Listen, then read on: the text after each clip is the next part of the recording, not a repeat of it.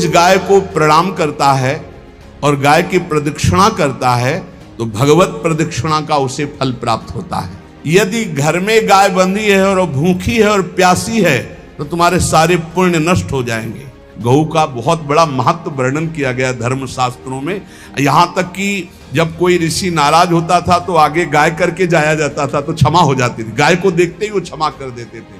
क्या बिना गौ सेवा के जी जो समर्थ है हर तरह से जी जी बिना गौ सेवा के जी क्या उसकी उपासना कैसे? जो मुक्ति है वो विशुद्ध बोध से है, जो भक्ति है वो विशुद्ध प्रेम से है, और जो धर्म है उसके ये अंग है।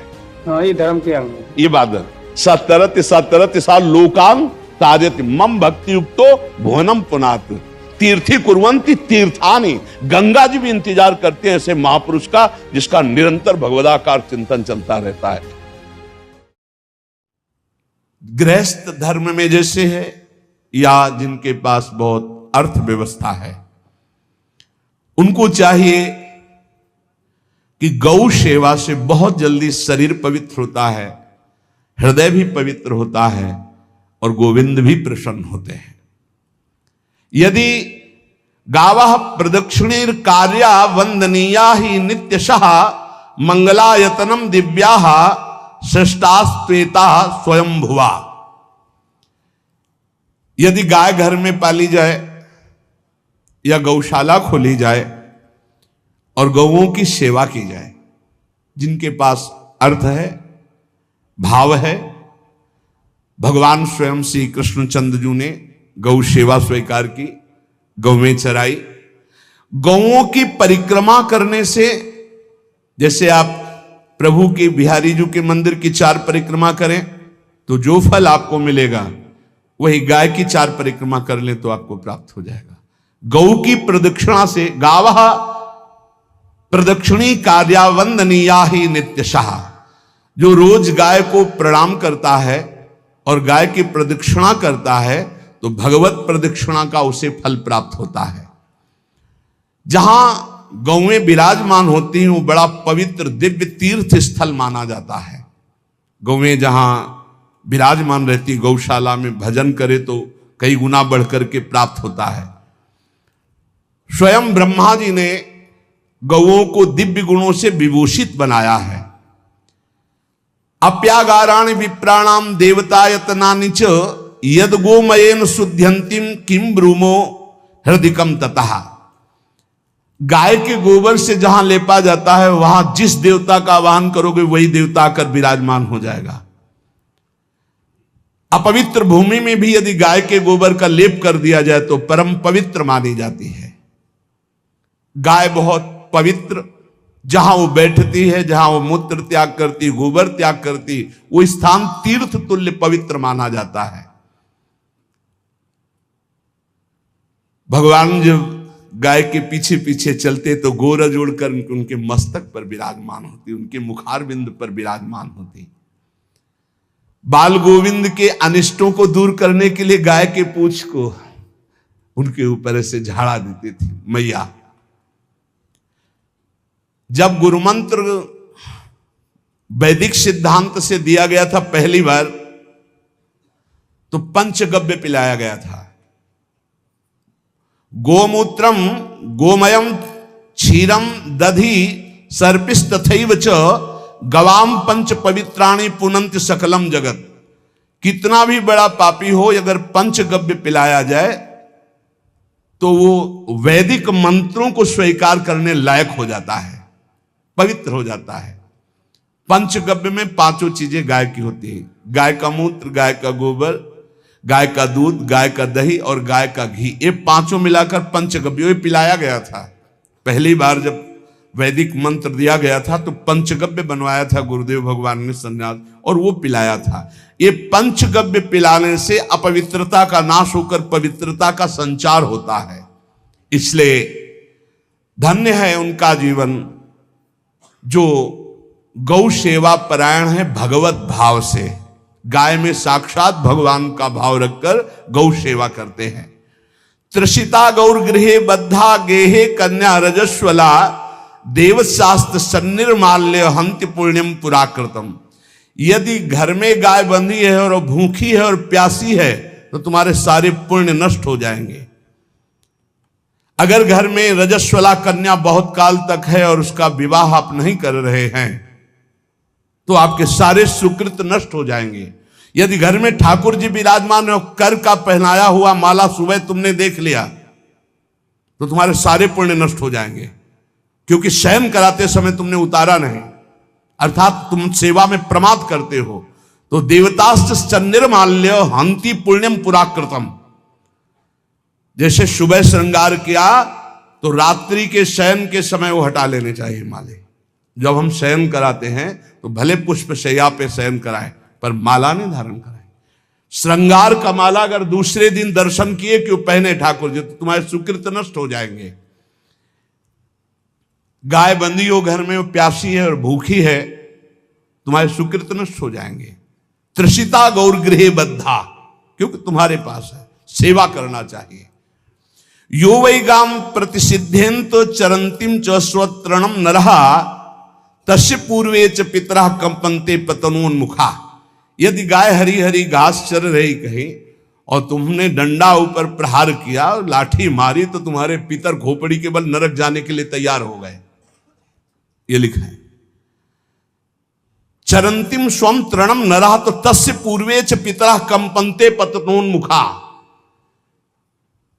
इसीलिए क्या भारत से कहीं किसी की तुलना हो सकती है जहां गौ को माता की पदवी दी गई, जहां गौ को हम आराध्य देव के रूप में मानते हैं, आराधना करते हैं। गौ रक्षा, गौ सेवा, ये बहुत बड़ा इसमें छुपा हुआ है। स्वयं भगवान अवतरित होकर गौ रक्षा, जब गाय के रूप में पृथ्वी रमाती तो भगवान का अवतार हुआ है। बड़ा विचित्र समय आता चला जा रहा है कि अब आधुनिक यंत्रों की ऐसी सेवाएं हो गई बड़ी बड़ी कि अब ना बैल की जरूरत है और ऐसे दूध की महंगाई बन गई कि अब देसी गाय 2 लीटर 3 लीटर 4 लीटर और ऐसी इसी की 20-20 25-25 लीटर दे तो कौन देसी गाय को। तो गौओं का सेवा का भावना शास्त्र आज्ञा करता है कि जो प्रतिदिन अग्रग्रासे परोभावा कर्तव्यो भक्ति तोन्वहम अकृत्वा स्वयं आहारम कुर्वम नापनोति दुर्गतिम। जे ही तुम्हारे गृहस्थ में घरों में पहले होता था, अब तो भगवान जाने, जे ही पहली रोटी तवा में गई तो वो निकाल करके पक्की रखी जाती थी गौग्रास के लिए, पहला रसोई में। तो इसमें लिखा प्रतिदिन स्वभोजनम, पहले स्वयं भोजन न करके गाय के लिए ग्रास निकालना चाहिए। तो जिनके पास अर्थव्यवस्था जो गृहस्थ धर्म में है या जिनके पास अर्थ है, कुछ रोज 1 रुपया निकालो। हम कह रहे रोज निकालो तो महीने में 30 रुपया होते, 30 रुपया में एक गाय को हरी घास तो एक टाइम पवा ही सकते हो ना, बहुत नहीं है तो 1-1 रुपया निकाल के अगर एक गाय को चारा दोगे तो एक बार का भोजन तो हो ही सकता है। 30 रुपया में हरी घास जाकर के उसके दावा एक बार तो पवा दोगे ना। अग्रग्रासे परोभावा कर्तव्य भक्ति तोन्वहम, भक्ति पूर्वक गाय को 1 ग्रास भोजन में 1 रोटी तो निकालना चाहिए गाय के लिए, ऐसा शास्त्र आज्ञा कहता है। जो ऐसा करता है तो अकृत्वा स्वयमाहारम कुर्वन् नाप्नोति दुर्गतिम, अपने आहार से 1 रोटी निकालकर गाय को देता है और स्वयं 3 रोटी भले पाले 1 रोटी गाय को दे दी तो बोले उसकी दुर्गति नहीं होगी, अर्थात उसके अंदर भाव बढ़ता चला जाएगा वो भगवान की भक्ति में। और तेनाग्नयो हुता सम्यक पितरश्चापि तर्पिताः देवास्त पूजितास्तेन यो ददाति गवान्हिकम। जो प्रतिदिन गौग्रास निकालता है, अर्पित करता है, तो उसको अग्निहोत्र करने का फल मिलता है, उसके पितरों को तृप्ति मिलती है और समस्त देवताओं के पूजन का फल मिल जाता है जो गौग्रास निकालता है। यो वै ताड्यते यष्ट्याधेनुम मर्त्यो विमूढ़धि, जो मूर्ख मनुष्य, जैसे अब गाय दूध नहीं दे रही, मार डंडे डंडे मार रहे हैं, इंजेक्शन लगा रहे हैं, ऐसे वैसे कर रहे हैं, उसको ताड़ना दे रहे हैं, तो बोले जो मूढ़ बुद्धि मूर्ख मनुष्य, यो वै ताड्यते यष्ट्याधेनुम मर्त्यो विमूढ़धि, वो गाय को लाठी से मारता है, डंडे से मारता है, हाथों से मारता है, तो धर्मराजस्य नगरेशा याति कर वर्जिता। धर्मराज जी पहले अपने नरक में ले जा करके उसके कहते थोड़े थोड़े तिल तिल करके पहले इसके हाथ काटो, मरना है नहीं वहां। अब आराम आराम से थोड़े थोड़े पहले हाथ वर्जिता, इन्हीं हाथों से गाय को मारा था ना, तो ऐसे थोड़ा थोड़ा काटा जाता है उसके हाथ। कर वर्जिता, उसके दोनों हाथ काट करके थोड़े थोड़े। यो वै दंसान वार्यति तस्य पूर्वे कृतार्थ कहा नृत्यंत सवादिस्मास्तरिष्यति भाग्यवान। जो गौ के शरीर को स्नान कराता है, गौ के शरीर को कीट आदि से मच्छर आदि से रक्षा करता है, और खूब अच्छा अच्छा पदार्थ गौ को, केवल दूध के लोभ से नहीं, ये हम गौ सेवा की बात कर रहे हैं। ये कि नहीं हम 10 लीटर दूध देती तो हाथ फेरो, जब दूध नहीं देती है तो चारा भी ठीक से नहीं दे रहे, और उसके ये स्वार्थी हो, गौ सेवा का बात नहीं। वो दूध का लोभी केवल व्यापार की बात करता है। गौ सेवा का तात्पर्य है गौ सेवा केवल, खूब बछड़े को पिला दिया प्रसाद रूप से, जो दूध मिला उसका अपने सेवन की, वो बात तो अलग है। अब बछड़े को तो जरा सा केवल पिन्हाने के लिए कर दिया, और खूब सारा दूध लीटर में नाप करके जा रहा है, और उस समय तक तो खवाओ पियाओगे ही खूब अच्छे से। इसके बाद जब दूध देना बंद किया तो उसका आदर सत्कार खत्म, खोल के बाहर ऐसे वो प्लास्टिक खाते घूम रही है, तो ये गौ सेवा नहीं मानी जाएगी, वो स्वार्थ पूर्ति मानी जाएगी। जो सदैव गौ सेवा करता है, उसके डांस मच्छर हटाता है, स्नान कराता है, पीठ में हाथ फेरता है, उसके पूर्वज जो पितर होते हैं वो नाच पड़ते हैं, उनका मंगल होना शुरू हो जाता है कि हमारे वंश में गौ सेवक पैदा हुआ, बड़ा भाग्यवान है, और वो गौ के द्वारा हमें तार देगा, ऐसा भाव। गौ सेवा हमारे सनातन धर्म में बहुत बड़ा स्थान गौ सेवा का है। पर एक बात ध्यान रखें, इन सब सेवा का फल है भगवान के चिंतन में निरंतर वृत्ति डूब जाए। हमारी एक एक वृत्ति, एक एक क्षण भगवान के चिंतन में डूब जाए। अगर नहीं तो हम आपको उत्तर दे रहे हैं, क्या महाराज नृग जैसा कोई गौ सेवक हुआ है दानी? भागवत में पढ़ लेना, करोड़ करोड़ गायों को, करोड़ों गौशालाएं थी, एक दो नहीं। इसलिए कह रहे हैं करोड़ों शब्द कि आप उसको कहीं ज्यादा ना समझें। पृथ्वी के कोई भूमि के कण गिन सकता है, बारिश की बूंदे गिन सकता है, लेकिन महाराज नृग की गौएं जितनी दान की गई वो गिनी नहीं जा सकती थी, ऐसा वर्णन आता है। अरबों अर्बुद गौओं की सब स्वर्ण से अभिषिक्त करके ब्राह्मणों को दान करना। इतने बड़े गौ सेवक, इतने बड़े दान करने वाले, एक चूक हो गई, ना दान लेने वाले तपस्वी ब्राह्मण की गाय किसी अन्य ब्राह्मण को दान कर दी, और वो ब्राह्मण ने जब गाय देखी बोली मेरी गाय चुरा ली। बोले महाराज नृग ने दी। महाराज नृग से कहा मेरी गाय है, तो उनका गौशाला में आ गई होगी, आपको 10,000 गौएं देते हैं, आप अपनी गाय। बोले मैं प्रतिग्रह नहीं लेता। जिसने दान लिया था उसने कहा गाय यही लेके जाऊंगा, तो उनका आप गाय छोड़ दीजिए, आपको 10,000 गाय देते। बोले नहीं लूंगा। बस अनजाने के अपराध ने गिरगिट बना दिया था, कुएं का गिरगिट। पर भगवान बड़े कृपालु हैं, गौ सेवक थे, इसलिए गोविंद द्वारिकाधीश जी ने उनका उद्धार किया। सब साधन का फल है अच्युत भावना से युक्त होकर, भगवत भावना से युक्त होकर निरंतर भजन करते हुए सेवा परायण रहो, चराचर जगत की सेवा परायण रहो। भजन करना ही सबसे बड़ा परम धर्म है। हम सब सेवाएं करें जगत की, लेकिन अंदर से राधा राधा राधा, गोविंद गोविंद गोविंद गोविंद, आनंद आ जाएगा। तन से सेवा करो, मन से भगवान के चिंतन, मामुनिस्मर युद्ध से, भगवान के चिंतन में रहो। सेवा और व्यापार में अंतर होता है। गौ सेवा के बहाने से धन का जो दान लेना है और उसका अपने में प्रयोग करना, मैं पितरों सहित नरक जाना है, लिख लो।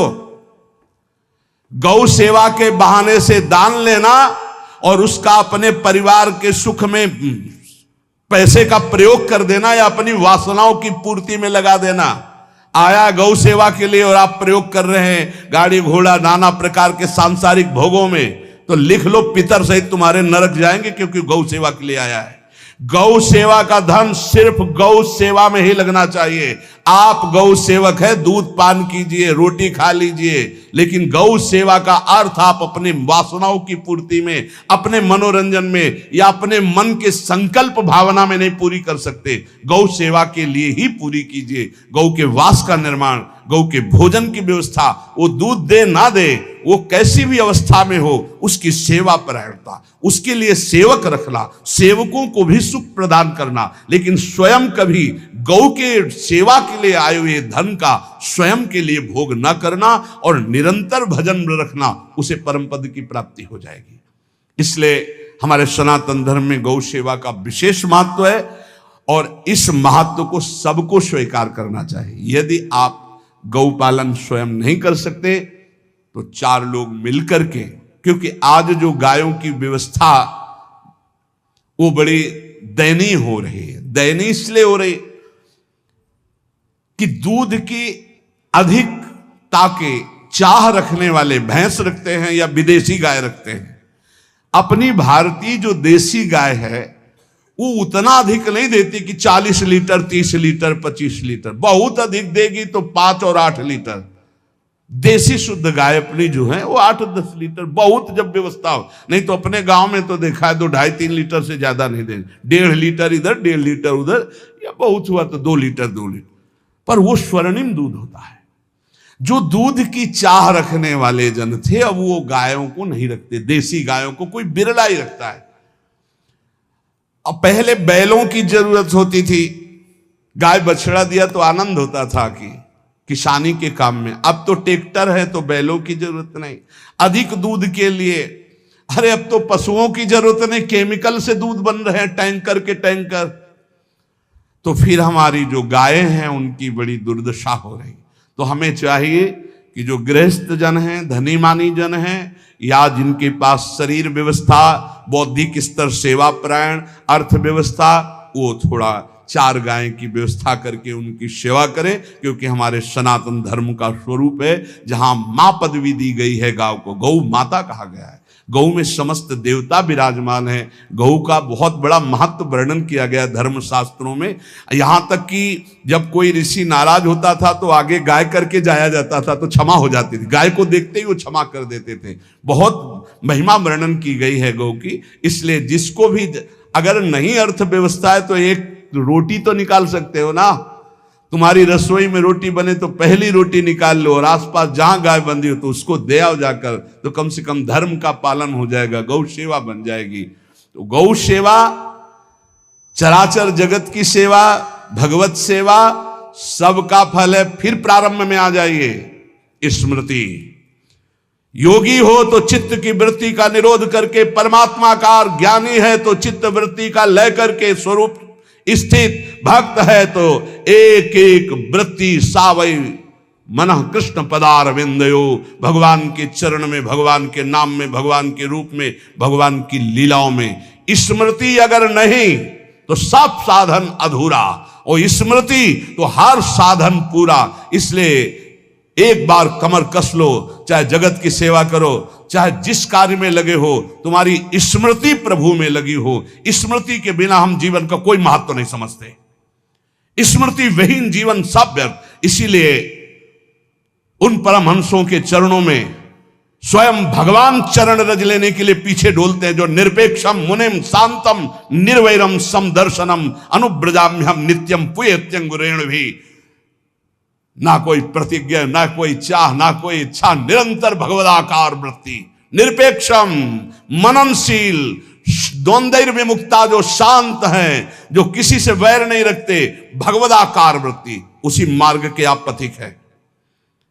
सर्वतो भावेन, अपने मन को समेट लो धर्म और कर्म दोनों से, और सब त्यज लोक धर्मान, और परम धर्म का सेवन करते हुए समस्त चराचर जगत को भगवत स्वरूप निरखते हुए इसी जन्म में परम पद को प्राप्त हो जाओ। सत्संग का सार हमारा शरीर है, इससे सेवाएं बने। हमारा मन है, इससे चिंतन बने। हमारी वाणी है, इससे लीला गुण का गायन करें। और हम स्वयं परमात्म अंश हैं, परमात्म स्वरूप है, ऐसी ठसक बनी रहे, जीवन मुक्त ही हो। स्वार्थ को लेकर किया गया धर्म रंग नहीं लाता। निष्काम किया हुआ छोटा सा भी धर्म परमार्थ की ऊंचाई पर चढ़ा देगा। ध्यान रखना, परमार्थ की ऊंचाई पर चढ़ा देगा। इसलिए निष्कामता सब सोहित, निष्कामति। श्री वृंदावन विश्राम श्री राधा वल्लभ लाल को हृदय ध्यान मुख नाम। महाराज जी बस जी क्या बिना गौ सेवा के, जी जो समर्थ है हर तरह से, जी जी बिना गौ सेवा के जी क्या उसकी उपासना कृष्ण? उपासना चित्त की वृत्ति का निरंतर भगवदाकार करना, यही एक उद्देश्य है। अब हमारे पास जैसे शरीर स्वस्थ है, समय है, तो साधु सेवा, गौ सेवा, समाज सेवा, पशु पक्षी की सेवा। देखो एक चीज तो ध्यान देना पड़ेगा, विद्या विनय संपन्ने ब्राह्मणे गवि हस्तनी स्वनी चयुषोपाकेचा पंडिता समदर्शना। थोड़ा इस पर चिंतन करना। आप किसी एक विषय को लेकर पूरे परमार्थ को चुनौती दे देना अनुचित होगा। जैसे नहीं कि अगर गौ सेवा नहीं तो भगवत प्राप्ति नहीं या मुक्ति नहीं, तो ये ऐसा फिर एक परमार्थ को चुनौती हो गई। परमार्थ का स्वरूप है अनन्य चेता सततम यो माम स्मृति नित्य सा तस्याहम सुलभा पार्थ। ये बात ध्यान देना। हमारी बात समझनी है कि अब हमारे शरीर में स्वस्थ है, हमारे पास अर्थ है। अब हम अपने धर्म की जो अंग हैं हम उनका पोषण करते हैं। जैसे मंदिर बना देना, भगवान की श्री विग्रह की अर्चा विग्रह की सेवा की व्यवस्था कर देना। हाँ, और बहुत सी औषधियां की व्यवस्था करके रोगियों को औषधि देना, गाय की सेवा करना, अन्य पशु पक्षियों की सेवा करना, ये सब भगवत सेवा का अंग है। लेकिन इसके बिना भगवत प्राप्ति होगी ऐसा नहीं है। भगवत चिंतन के बिना भगवत प्राप्ति नहीं होगी। अगर आप बहुत ध्यान से समझना, अगर हमारा उद्देश्य गाय में गोविंद है और ये चिंतन करके गौ सेवा करें तो भगवान की प्राप्ति हो जाएगी। आप हमारी बात को बहुत आंतरिक वृत्ति से लेना। हमको गौ सेवा, हम भी वही हैं, हम कोई अन्य नहीं है।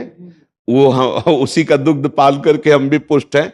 और वो शास्त्रों का ऐसा नहीं कि गौ सेवा या गौ की तरफ हमें ज्ञान, पर जैसे प्रश्न हुआ तो इस प्रश्न में एक पक्षता झलक रही थी कि अगर गौ सेवा नहीं तो मुक्ति नहीं।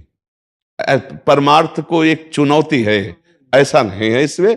क्योंकि जो मुक्ति है वो विशुद्ध बोध से है, जो भक्ति है वो विशुद्ध प्रेम से है, और जो धर्म है उसके ये अंग है।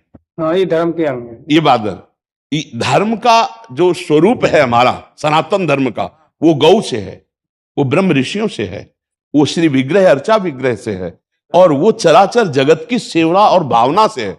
ये हम यहां आते हैं। लेकिन जब हम परम पद की बात करते हैं, मोक्ष की बात करते हैं, तो उसमें अनन्यस चिंतयन्तो माम, ये जना परिकर। हाँ, तो हमको फिर ये चुनौती हो जाएगी। अब जैसे कोई परमहंस है, अपने आप में डूबा हुआ है, स्वरूप में निरंतर भगवदाकार वृत्ति है, और समस्त लोक धर्म परमार्थिक धर्मों के भी ऊपर उठा हुआ है। अब हम अगर ये बात कहें कि उसका मोक्ष नहीं होगा, नहीं, वो तो उसका तो मोक्ष होगा ही, वो हजारों का और भी मोक्ष करा देगा। सतरति सा लोकान तारयति मम भक्ति युक्तो भुवनम पुनात तीर्थी कुर्वन्ति तीर्थानि। गंगा जी भी इंतजार करते हैं ऐसे महापुरुष का जिसका निरंतर भगवदाकार चिंतन चलता रहता है। हाँ, अब भगवदाकार चिंतन चलते हुए शरीर स्वस्थ है, अर्थ की व्यवस्था है, और रुचि वैचित्र, रुचि की विचित्रता है। कोई श्री विग्रह अर्चा विग्रह में इतना आसक्त है कि उसके पास 1 मिनट टाइम नहीं है। कोई संत सेवा में इतना आसक्त है कि उसको सब गौड़ है केवल संत सेवा। कोई गौ सेवा में इतना आसक्त है कि अपने प्राणों की बलि चढ़ा सकता है। ये सब भगवत प्राप्ति का स्वरूप है। अलग अलग निष्ठा है, कोई नाम निष्ठ, कोई धाम निष्ठ, कोई सेवा निष्ठ, कोई गुरु निष्ठ, कोई इष्ट निष्ठ, कोई गौ निष्ठ, है ना, अलग अलग। क्योंकि परमार्थ का विस्तृत स्वरूप है। कितने ऐसे संत भगवान हैं जो एकांत सेवन करते हुए भिक्षावृत्ति से कभी किसी की तरफ देखते नहीं, समाज सेवा या लोक सेवा या धर्म आदि की कोई वार्ता नहीं, वो परम धर्म में स्थित है निरंतर। तो उन्हीं के द्वारा हम सबका परम मंगल हो रहा है, ये भी बात समझ लीजिए, है नहीं? हाँ, तो हम विस्तृत रूप से जो अगर हमारे पास अर्थव्यवस्था हो तो हम 4 से सहयोग लेकर गौ सेवा करें, समाज सेवा करें, इसका निषेध नहीं, ये हमारी श्रेय है, ये श्रेय है। पर हमको ये ध्यान रखना है कि इतना ही नहीं है हमारा परमार्थ का स्वरूप, है ले? अब जैसे कोई अर्चा विग्रह में आ सकते, 1 मिनट टाइम नहीं था महाराज बहुलास को। बहुलास, हाँ, आप चरित्र पढ़ के देखिए। आकर के देवर्षि नारद जी ने निवेदन किया कि स्वयं द्वारिकाधीश भगवान विराजमान, दर्शन रोज रथ सजता था। फिर आए ना भगवान, स्वयं भगवान आए ऋषियों सहित, केवल अर्चा विग्रह में आ सकते थे कि नहीं आ सकते थे? अच्छा, इसके बाद श्रुतदेव के पास कौन सी साधना थी? केवल भगवान की विशुद्ध भक्ति। भगवान 2 रूप धारण करके एक साथ ही बहुलास और श्रुतदेव के पास गए। तो कई ऐसे पावन चरित्र महापुरुषों के हैं कि अलग अलग निष्ठाओं के द्वारा उन्होंने भगवान की प्राप्ति की। हमारा हृदय समस्त निष्ठाओं